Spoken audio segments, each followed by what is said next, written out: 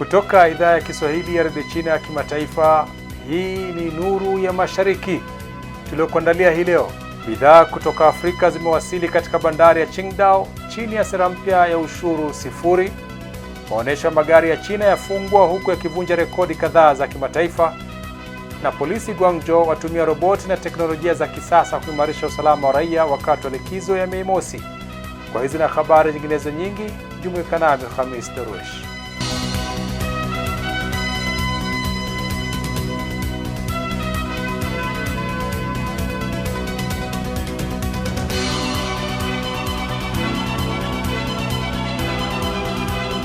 Maonesho ya magari ya China ya mwaka huu yamefungwa baada ya kuvunja rekodi kadhaa za kimataifa, yakionyesha ukuaji wa kasi wa magari ya umeme na teknolojia mahiri nchini China, huku yakivutia idadi kubwa ya wageni kutoka ndani na nje ya nchi. Ronald Mutie anaripoti. Maonesho ya kimataifa ya magari ya Beijing ya mwaka huu yamekamilika Jumapili baada ya kuvunja rekodi kadhaa za dunia, huku wageni wakionyesha matumaini makubwa kuhusu mustakabali wa sekta ya magari nchini China. Maonesho hayo ya siku 10 yaliyoanza Aprili 24 chini ya kauli mbiu mustakabali wa teknolojia mahiri yaliweka rekodi mpya kwa ukubwa, yakichukua eneo la mita za miraba 1380 katika kumbi mbili na kuonesha magari zaidi ya 1450, ikiwemo uzinduzi mpya wa magari 181 na magari dhana 71. Kwa upande wa mahudhurio, yalivutia ziara milioni 1.2 zikiwemo takriban wageni 65 kutoka nje ya nchi. Magari ya umeme yalivutia sana wageni wa kimataifa. It's actually nice to see most electronic cars here. So we don't have so much electronic cars in South Africa where I come from. So it's actually amazing.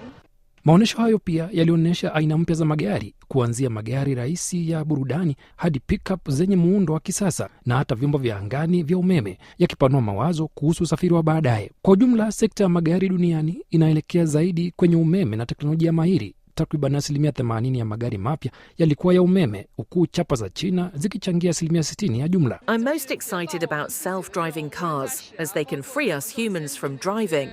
And I also look forward to seeing more cutting-edge technologies like flying cars. Waandaaji wanasema maonesho yajayo yatazingatia zaidi kupanua ushiriki wa kimataifa na kukuza dhamani katika mnyororo mzima wa sekta ya magari. We expect China's auto industry to achieve coordinated integration in both complete vehicles and high-end components during its expansion to overseas markets. Through platforms like the Beijing International Automotive Exhibition, we expect to facilitate exchanges between domestic and international automotive technologies, brands and cultures, helping Chinese automobiles reach global markets more effectively. Watalii wengi wa kimataifa wanapongeza kiwango cha juu cha usalama binafsi na uaminifu wa kijamii wanapotembelea China, huku nchi hiyo ikishuhudia ongezeko la utalii wa kuingia kufuatia upanuzi wa sera za kutotoa visa na kuboreshwa kwa huduma za utalii. Tumonjala na maelezo zaidi. Takwimu rasmi zinaonyesha kuwa kati ya safari milioni 185 za kuvuka mipaka zilizorekodiwa na mamlaka za China kuanzia Januari hadi Machi mwaka huu, idadi ya safari za raia wa kigeni iliongezeka kwa zaidi ya 22% ikilinganishwa na mwaka uliopita.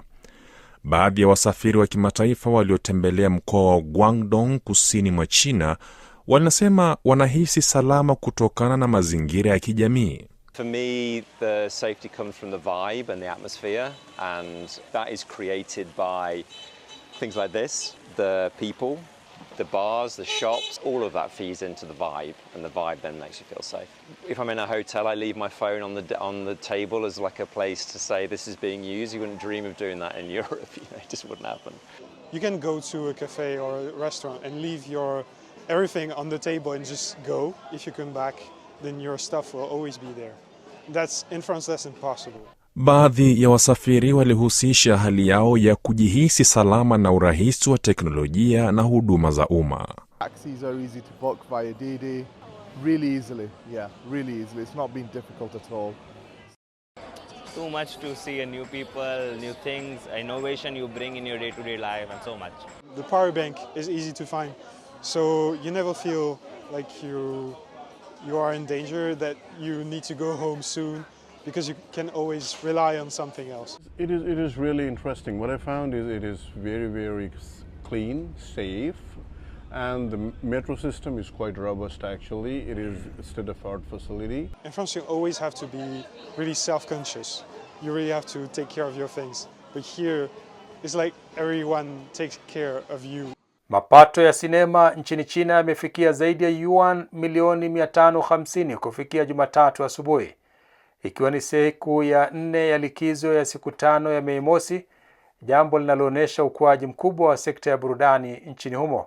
Ukuaji huu wa soko la filamu umechangia pia kuimarika kwa utalii na biashara mbalimbali, ambapo watazamaji wa sinema wanapata punguzo maalum katika baadhi ya maeneo ya utalii, maduka na migahawa kwa kutumia tiketi zao za sinema. Serikali na wadau wa sekta hiyo wameanzisha programu mbalimbali za ruzuku na kampeni za kuhamasisha matumizi, hatua iliyosaidia kuongeza mapato katika sekta zinazohusiana kama utamaduni, utalii na huduma za chakula kufikia karibu yuan bilioni 7.8 katika kipindi cha likizo. Mwezi Aprili mwaka huu, China ilianzisha rasmi kampeni ya mwaka wa matumizi ya filamu China inayolenga kuvutia watazamaji wengi zaidi kupitia matoleo ya punguzo na matukio maalum ya sinema. Tangu kuanza kwa kampeni hiyo, jumla ya ruzuku zilizotolewa kwa watazamaji wa filamu zimezidi yuan milioni 350, hatua inayochochea zaidi ukuaji wa sekta ya filamu pamoja na uchumi wa nchi kwa ujumla. Polisi katika jiji la Guangzhou, mji mkuu wa mkoa wa Guangdong kusini mwa China, wameanzisha mfumo wa kisasa wa doria unaojumuisha roboti wanaofanana na binadamu, ndege zisizo na rubani pamoja na skuta zinazojisawazisha zenyewe. Jacob Mogoa anaripoti zaidi. Katika bustani iliyopo kisiwa cha Ersha, roboti mmoja wa polisi aliyefanana na binadamu alivutia umati mkubwa wa watu. Akiwa amevaa fulana ya usalama ya polisi, roboti huyo alitembea sambamba na maafisa waliokuwa doria, akionyesha mbinu za sanaa ya mapigano na kutoa ujumbe wa tahadhari dhidi ya utapeli kwa wananchi. Akitumika kama afisa wa uhamasishaji, roboti huyo hutumia mfumo wa matangazo ya mawasiliano ili kuongeza uelewa wa umma kuhusu mbinu za ulaghai. Uwepo wa roboti wakati wa doria unawafanya wananchi kusimama nasi kwa muda mrefu zaidi na kuwa tayari kusikiliza ujumbe wetu wa tahadhari dhidi ya utapeli. Hali hii inapunguza uwezekano wao wa kudhulumiwa. Aidha, polisi wametumia pia skuta zinazojisawazisha zenyewe ambazo zimeundwa mahususi kwa maeneo ambayo magari na pikipiki haziwezi kufika kwa urahisi. Skuta hizo zina uwezo wa kufikia kasi ya hadi kilomita 20 kwa saa, hivyo kuwawezesha maafisa kufika haraka kwa watu wanaohitaji msaada. Magari hayaruhusiwi kuingia ndani ya bustani hii. Endapo mtu aliye upande mwingine atahitaji msaada, tunaweza kumfikia kwa haraka sana. Pia tunabeba vifaa vya dharura na uokoaji kwenye skuta hizi. Tukikuta mtu ameanguka au amejeruhiwa, tunaweza kumpa huduma ya kwanza papo hapo. Vile wakati wa likizo hiyo, polisi walitumia ndege zisizo na rubani kufanya doria za angani kwa kushirikiana na vikosi vya ardhini.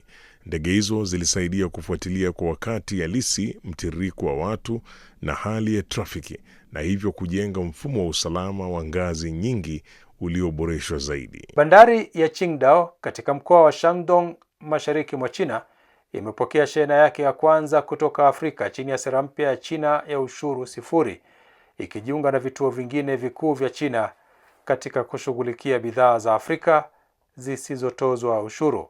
Hii hapa ripoti niliyoiandaa.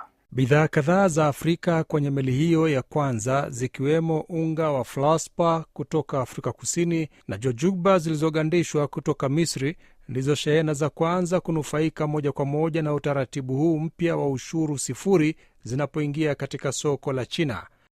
Baada ya sera ya ushuru sifuri kuanza kutekelezwa, kiwango cha ushuru kwa unga wetu wa flaspa tunaouagiza kutoka Afrika Kusini kimepungua kutoka 3% hadi 0% kwa kutumia cheti cha asili cha upendeleo. Inakadiriwa kuwa tutaokoa karibu yuani 700,000 kwa mwaka mzima. Kwa sasa, bandari ya Qingdao inaendesha njia 11 za usafirishaji wa makontena kwenda Afrika, zikitoa huduma pana kwa masoko ya Afrika Mashariki, Afrika Magharibi na Afrika Kaskazini.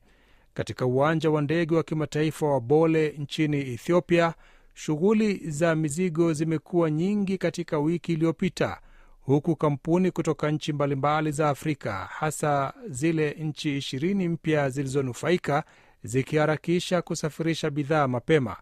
Kiasi cha mizigo kimeongezeka kwa 65% ikilinganishwa na mwaka uliopita, huku bidhaa maarufu kama kahawa na maua yaliyokatwa zikiongezeka karibu mara mbili. The products from the continent that will be exported to the Chinese market, of course they will create jobs in the continent. It's a win-win situation, and of course this will be very much beneficial to the rest of the continent. Sera iliyopanuliwa ya China ya ushuru sifuri kwa nchi za Afrika ilianza kutekelezwa mapema siku ya Ijumaa, huku shehena ya kwanza ya bidhaa zilizoagizwa chini ya utaratibu huu mpya ikikamilisha taratibu za forodha katika mji wa Shenzhen, kusini mwa mkoa wa Guangdong. Sera hii mpya ya ushuru sifuri imepanuliwa kwa nchi zote 53 za Afrika zilizo na uhusiano wa kidiplomasia na China, ikiongeza manufaa zaidi ya nchi 33 zilizoendelea kidogo ambazo tayari zilikuwa zikinufaika tangu Desemba mwaka 2024. Sera hii mpya inatoa viwango vya upendeleo kwa nchi 20 zilizobaki za Afrika kwa kipindi cha miaka miwili, ambapo China itahamasisha kusainiwa kwa makubaliano ya ushirikiano wa kiuchumi kati ya China na Afrika kwa maendeleo ya pamoja ili kufanya ushuru sifuri kuwa mpango wa kudumu. Naam, kwenye sehemu yetu ya Ifahamu China, leo Zakia Pong anatufahamisha jinsi panya waliorejea kutoka safari ya anga ya juu nchini China wameonyesha mabadiliko ya kitabia, huku mmoja wao jike akizaa vitoto vyenye afya duniani. Ugunduzi huo unawapa watafiti mwanga mpya kuhusu athari za mazingira ya anga ya juu kwa viumbe hai.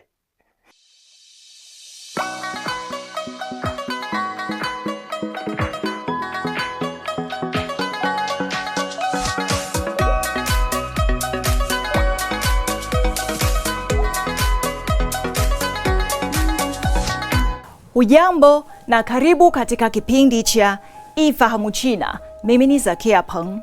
Watafiti kutoka chuo cha sayansi cha China wameona tofauti fulani katika tabia za panya ambao walikamilisha safari ya anga ya juu na kurudi duniani. Panya 4 waliotumwa kwenye anga ya juu ndani ya chombo cha anga ya juu cha Shenzhou nambari 21 na waliwekwa kwenye makazi maalum kwenye kituo hicho cha anga ya juu. Kati ya panya hawa 4, mmoja jike sasa amezaa vitoto vyenye afya hapa duniani. Ili kupima athari zinazoletwa na mazingira ya anga ya juu kwa maisha ya panya, watafiti waliwapanga familia ya panya waliozaliwa na kukulia duniani kama kikundi cha mfano. Panya jike kutoka kikundi cha udhibiti hivi karibuni amezaa vitoto kadhaa. Watafiti kwa mtiririko huo waliweka chumba chekundu ndani ya vizimba vyao. Kupitia ufuatiliaji wa video ulioendelea wa saa 24, waligundua tofauti za kitabia kati ya kikundi cha panya kutoka anga ya juu na wale wa duniani. Naibu mkuu wa kikundi cha utafiti Bwana Wang Hongmei amesema watafiti waligundua kuwa panya wa kikundi waliotoka anga wamewaweka vitoto vyake ndani ya chumba chekundu. Alitumia pamba kuziba nafasi wazi kwenye chumba chekundu ili kulinda vitoto vyake. Kinyume chake, panya wa duniani alikuwa na wasiwasi zaidi. Alizaa vitoto vyake kwenye kiota kilichotengenezwa kwa pamba nje ya chumba chekundu. Kwa hiyo wanafikiri kwamba panya jike kutoka anga ya juu yuko wanajaribu kuzoea mazingira ya ardhini ambayo anajaribu kulinda vitoto vyake. Uchunguzi wa awali unaonyesha kwamba baada ya kipindi cha kuishi angani, panya jike anaonekana kuwa na silika yenye nguvu ya kulinda watoto wake. Wakati huo huo, panya wa kiume anaonekana kuvumilia hali ya shida kutokana na uzoefu wake wa hivi karibuni katika mazingira yasiyo na uzito. Kwa mujibu wa Bwana Wang, vitoto vyake vikikua wataendelea kuwaacha wazaliane kwa kufuatilia viashiria vyao vya kisaikolojia na biokemikali. Wanatarajia kuelewa athari za muda mrefu za mazingira ya anga ya juu kwa vizazi vingi vya mamalia. Haya, kwa leo kipindi hiki kinaishia hapa. Katika kipindi kijacho nitaendelea kukuletea mambo mengine yanayovutia kuhusu utamaduni na jamii ya China. Asante kwa kuwa nami. Mimi ni Zakia Peng. Kwa heri. Naam mtazamaji, sasa ni wakati wa sehemu yetu ya Jifunze Kichina. Katika sehemu hii tunawaletea masomo ya lugha ya Kichina hatua kwa hatua kwa njia rahisi na ya kuvutia. Karibu tujifunze pamoja.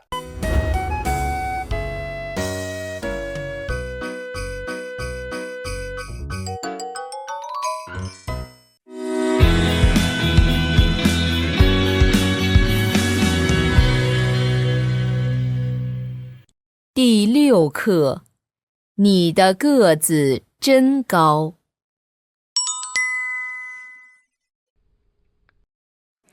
Mambo, karibu katika darasa la Kichina la YCT.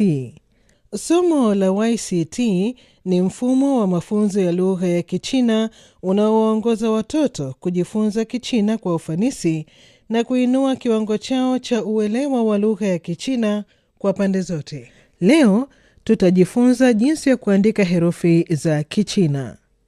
Tafadhali andaa karatasi na kalamu yako.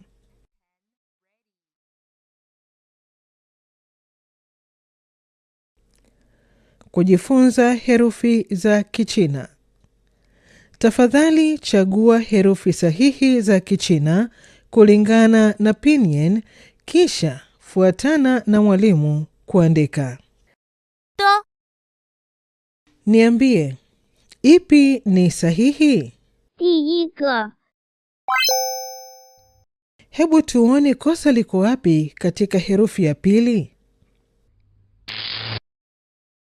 Sasa hebu tuone jinsi ya kuandika herufi hii ya Kichina kwa usahihi. Tafadhali andika pamoja nami.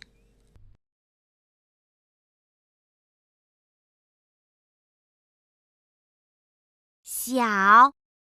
Niambie, ipi ni sahihi? 第二个 Hebu tuone kosa liko wapi kwa herufi ya kwanza. Sasa hebu tuone jinsi ya kuandika herufi hii ya Kichina kwa usahihi.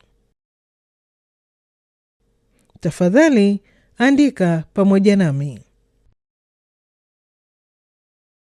长 Niambie, ipi ni sahihi? Hebu tuone kosa liko wapi kwa herufi ya kwanza.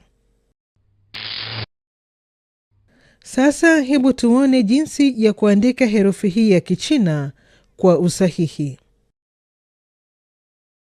Tafadhali andika pamoja nami.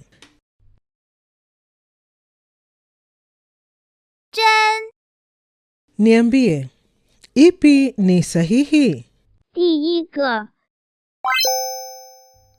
Hebu tuone kosa liko wapi katika herufi ya pili.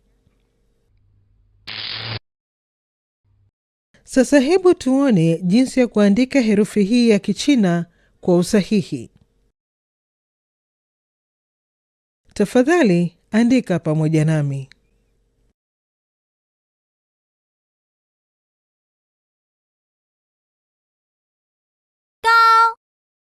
Niambie, ipi ni sahihi?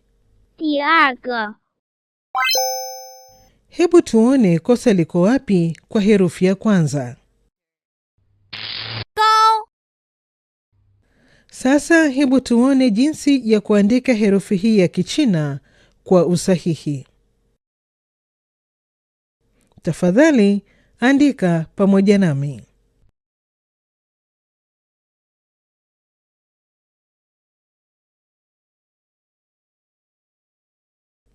Tafadhali sikiliza rekodi na uchague jibu sahihi. 耳朵 Niambie, ipi ni sahihi? 第二个，耳朵。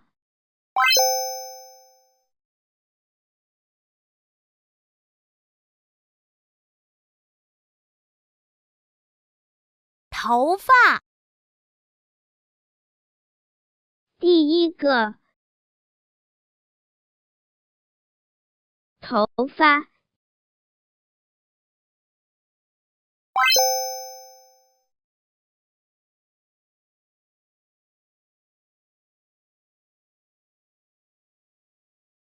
眼睛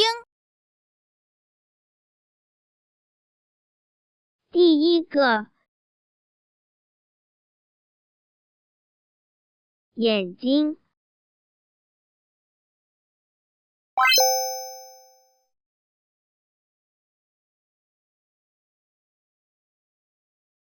鼻子 第二个，鼻子。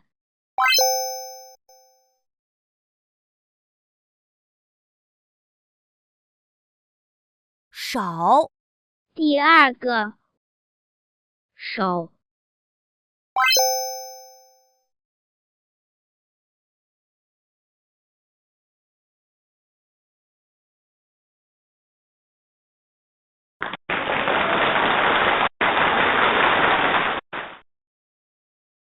Kazi ya kufanya nyumbani ya leo ni kuandika herufi za Kichina. Na kesho tutaendelea kujifunza Kichina. 再见 Naam, ni hulka ya kimaumbile kwamba kila kilicho na mwanzo kikosi kuwa na mwisho wake, na kufikia hapa mtazamaji, sina la ziada ila kuhitimisha kipindi cha Nuru ya Mashariki kwa siku ya leo. Lakini kabla sijaondoka, chukua hii.